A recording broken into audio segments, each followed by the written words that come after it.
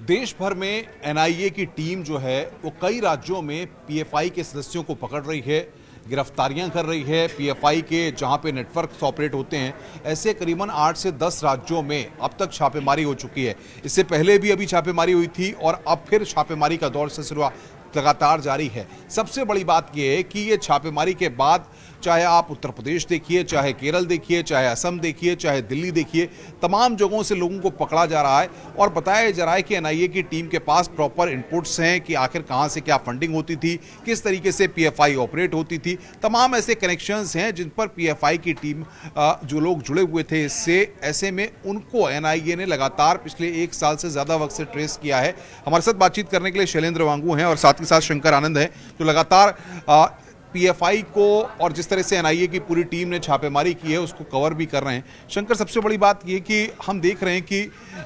आज कोई पीएफआई नया नाम नहीं है। हम कई सालों से पीएफआई को सुनते आए हैं। पता लगा है कि दक्षिण में, केरल से और तमाम जगहों से ये लोग ऑपरेट होते थे और हर जगह इनके तमाम लोग फैलते गए। सवाल ये है कि एनआईए के पास क्या इनपुट्स थे कि हम देख रहे हैं लगातार ये छापेमारी का सिलसिला चल रहा है। देखिए अनुपम, ये पीएफआई की बात करें तो सिर्फ पीएफआई की नहीं है बल्कि पीएफआई की बहुत ऐसी सहयोगी संस्थाएं हैं जो पीएफआई के साथ में मिलकर के देश के कई राज्यों में एक बड़ा नेटवर्क तैयार किया जा रहा था। और ये जो नेटवर्क तैयार किया जा रहा था, इस मामले पर सिर्फ उस राजनीतिक मसला नहीं है, वो एक अपना यूथ विंग अलग है, महिला विंग अलग है। उसके साथ साथ जो एक फंड जनरेट करने का तरीका इजाद किया गया तो वो विदेश से भी फंड आ रहा है, देश के अंदर से भी इकट्ठा किया जा रहा है। कुछ ऐसे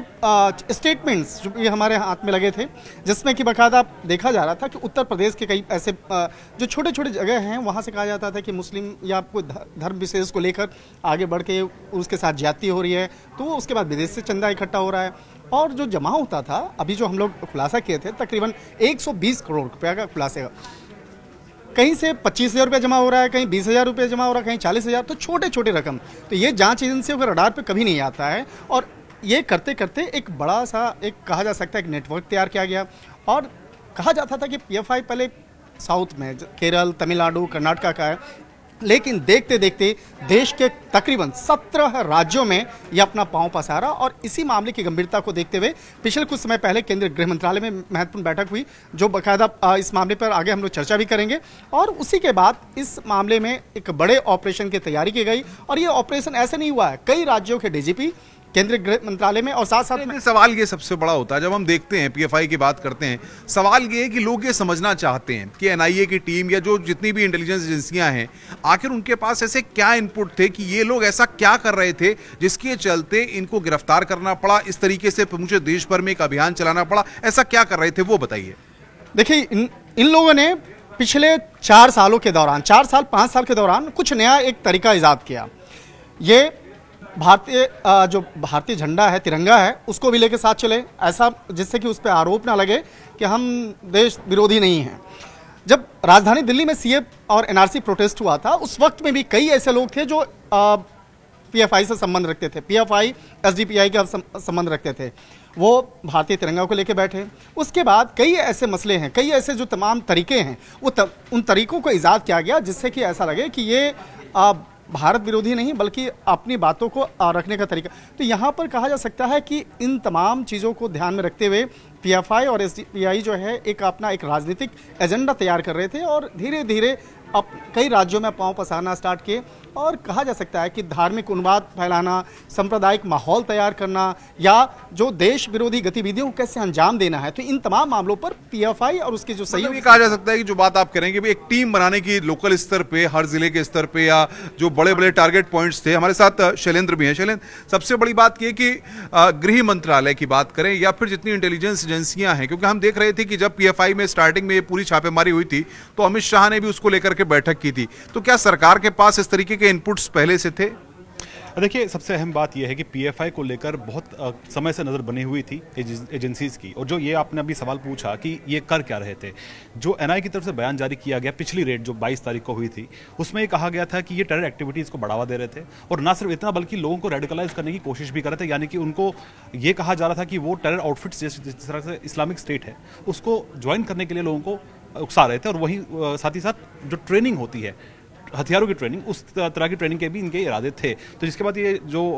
रेड हुई 22 तारीख को, ये आज की जो रेड है आइसोलेटेड रेड नहीं है, इसकी बाकायदा पहले से प्लानिंग हो रखी थी। ये अलग से रेड नहीं हुई है। जो 22 तारीख को रेड हुई है ये उसका पार्ट 2 है, यानी कि पहले से तैयार किया गया था यह खाका कि पहले जो बड़े लीडर्स हैं उनको पकड़ा जाएगा, उनको धर दबोचा जाएगा, उसके बाद जो स्टेट लेवल पे, डिस्ट्रिक्ट लेवल पे जो इनके नेता हैं, जो इनके जो ग्रास रूट लेवल जो इनके लीडर्स हैं, उनको टारगेट किया जाएगा। तो कुल मिला के ये बहुत बड़ा प्लान तैयार किया गया। इससे पहले आपको याद दिला दें, जैसे अभिशंकर बता रहे थे कि पिछले महीने के आखिरी हफ्ते में एक बड़ी बैठक गृह मंत्रालय में हुई थी, जिसमें गृह मंत्री अमित शाह ने खुद उनको ब्रीफ किया गया कि इस तरह से पीएफआई की एक्टिविटीज पूरे देश भर में है और कैसे इन पर आगे कार्रवाई की जा सकती है। लेकिन आपको एक अहम बात बता दें कि सीधे तौर पर पीएफआई पर अभी तक कोई केस नहीं है। जो भी केसेस हैं वो उन कार्डर्स के ऊपर हैं जिनको फिलहाल हिरासत में लिया गया है। और एक अहम बात और भी कि एजेंसीज के पास इस बात की जानकारी थी, खास तौर से जो 22 तारीख को रेड हुई है उसके बाद जो सदर्न स्टेट्स हैं, जो दक्षिण राज्य, जो भारत के दक्षिणी राज्य है, वहां पर प्रोटेस्ट को अंजाम दिया जा सकता था। तो उसको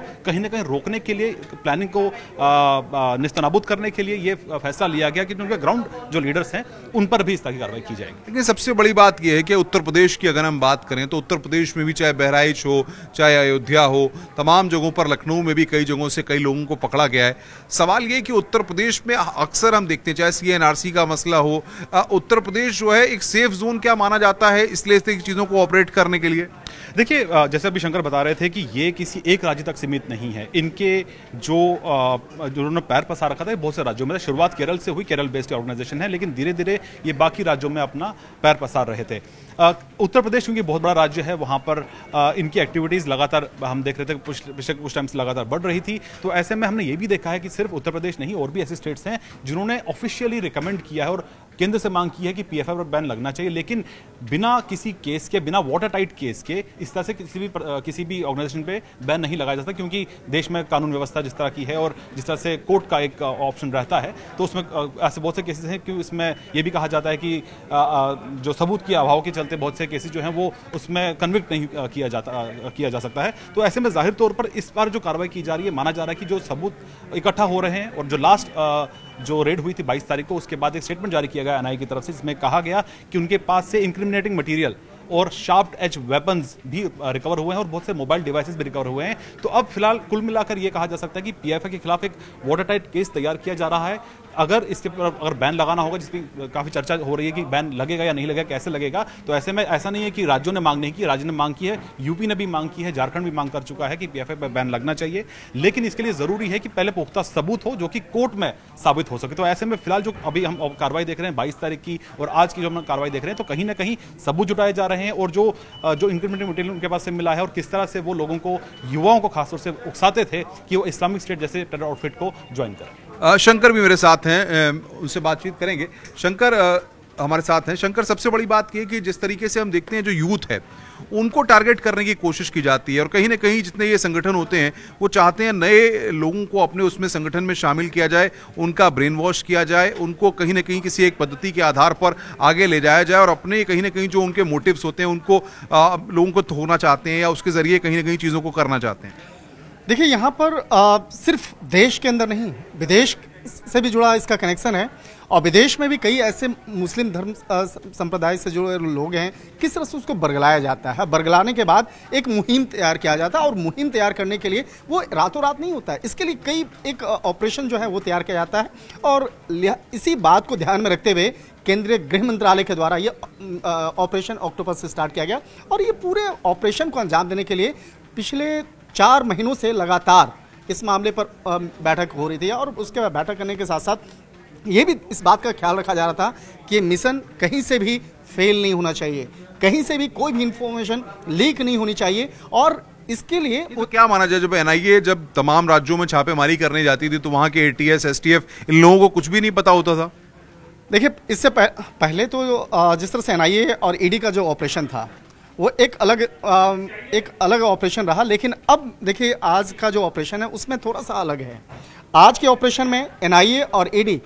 मॉनिटर कर रही है, और काम कौन कर रहा है? यूपी एटीएस, दिल्ली पुलिस की स्पेशल सेल, महाराष्ट्र एटीएस। तो इसका रीज़न ये है कि जो ग्राउंड रूट के जो जिसके पास जानकारी होती है, तो ग्राउंड रूट की जानकारी होने के बाद कि आप उसको केस रजिस्टर कीजिए, और केस रजिस्टर करने के बाद कार्रवाई भी आप कीजिए और कोर्ट तक उसको पहुंचाइए। तो इस लिहाज से इस ऑपरेशन में थोड़ा सा तब्दीली किया गया। और देखिए, यहाँ इस पहली बार ऐसा देखा गया है कि जब एनआईए, ईडी और तमाम स्टेट पुलिस जो है वो इकट्ठा होती है। तो यहाँ पर अगर केंद्रीय जांच एजेंसी ईडी की बात करें, वो सबसे इंपॉर्टेंट रोल में होने वाला है, क्योंकि मनी लॉन्ड्रिंग एक्ट के तहत जिस तरह से इस मामले में कार्रवाई की जा रही है। अच्छा, ये बताइए शंकर, जो बात आप बता रहे हैं जाहिर तौर पर, लेकिन सवाल सबसे बड़ा ये, क्या एनआईए के पास कुछ इनपुट्स हैं, ये किन किन खातों में पैसा आया है, किन किन लोगों के पास पैसा आया है, कुछ डिटेल्स इस तरह की अब तक निकल के सामने आ पाई है?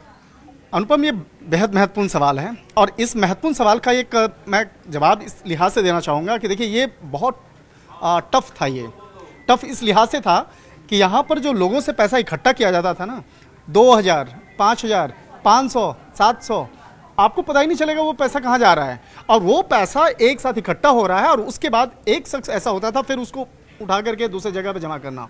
तो 500, 700 और बहुत सारे ऐसे उत्तर प्रदेश में आप कुछ ऐसे डॉक्यूमेंट्स हमारे पास हैं जिसमें कि पता चला कि कई ऐसे एटीएम हैं, उस एटीएम में जाके 5000 रुपये किसी ने जमा कर दिया, कहीं कोई रिकॉर्ड नहीं आएगा, 5000, 2000, और जांच एजेंसियों के रडार पे कभी आना ही नहीं है। लेकिन इस मिशन में, जिस तरह से मिशन ऑक्टोपस एक ऑपरेशन तैयार किया गया, इसमें ईडी के द्वारा उन तमाम साक्ष्यों और सबूतों को रखा गया गृह मंत्रालय में, और उसके बाद जब बैठक हुई, अब जब ये पूरा मामला हो गया है, कई राज्यों से कई लोग हिरासत में लिए गए, गिरफ्तार किए गए, अब आगे क्या होने वाला है? देखिए, इसमें सबसे पहला होगा अटैचमेंट। अटैचमेंट किस लिहाज से होगा? जहां जहां जिस जिन लोगों की भूमिका है, प्रॉपर्टी अटैचमेंट होगा। एक सीधा आम बोलचाल की भाषा में कहें, आप हैं, आपके पॉकेट से अगर पर्स निकाल लिया जाए और आपका मोबाइल फ़ोन निकाल लिया जाए तो आप यहाँ से दूसरी जगह जाना मुश्किल हो जाएगा। तो अगर कोई ऐसे भारत विरोधी गतिविधियाँ, अगर देश विरोधी गतिविधियों को अगर कोई अंजाम देता है तो सबसे पहला अटैचमेंट की कार्रवाई होती है, जिससे कि अगर गलत तरीके से कहीं कोई पैसा अर्जित किया गया है या संपत्ति को तैयार किया गया है तो उसको अगर आप अटैच कर लेते हैं तो आधा कमर। बहुत महत्वपूर्ण बात आप कह रहे हैं। बस एक सवाल के, क्या पीएफआई को बैन किया जा सकता है, ऐसा आपको लगता है? देखिए, पीएफआई को बैन किया जा सकता है, नहीं जा सकता, ये एक लास्ट डिसीजन होगा क्योंकि वो सरकार को फैसला लेना है। लेकिन इसके लिए जरूरी है कि पहले वो पुख्ता सबूत जुटा लें कि क्या किस तरह से देखिए जो भी अभी तक अरेस्ट किए गए हैं, जो भी लोगों को डिटेन किया गया है, अब देखा यह जाएगा कि उनका जो रिलेशन है वो पीएफआई से किस तरह से जुड़ा हुआ है। क्योंकि अभी तक सीधे तौर पर पीएफआई, जैसे मैं आपको बताया कि पीएफआई पे सीधे तौर पर कोई केस नहीं है, तो ऐसे में रिलेट किया जाएगा कि वो पीएफआई के लिए किस तरह का काम करता है, किस तरह का उनका स्ट्रक्चर होना चाहिए, स्ट्रक्चर मॉडस ऑपरेंडी क्या है, इसकी आप बात करें तो जाहिर तौर पर जिस तरीके से शैलेंद्र और शंकर, क्योंकि लगातार गृह मंत्रालय और तमाम जो एनआईए, ईडी जो स्पेशलाइज्ड एजेंसियां इसके लिए होती हैं, उनको शंकर भी लगातार कई सालों से कवर कर रहे हैं, समझते भी हैं इन चीजों को। तो उन्होंने अपने तमाम अनुभवों को बताया कि किस तरीके से पूरी कार्रवाइयां हुई हैं। अब देखना यह होगा कि जिस तरीके से तमाम राज्यों में जो लोग हिरासत पे लिए गए हैं उनसे पूछताछ में क्या चीजें निकल करके सामने आती हैं और कहां तक कनेक्शंस निकल करते जोड़ के सामने आते हैं। फंडिंग की जो बात है उसको लेकर के क्या कौन कौन से बैंक अकाउंट्स हैं, बाहर से कहां से फंडिंग हो रही है, ये सारी चीजें कहीं ना कहीं अब एनआईए और ईडी जांच करेगी और उसका सच सामने आएगा। नमस्कार।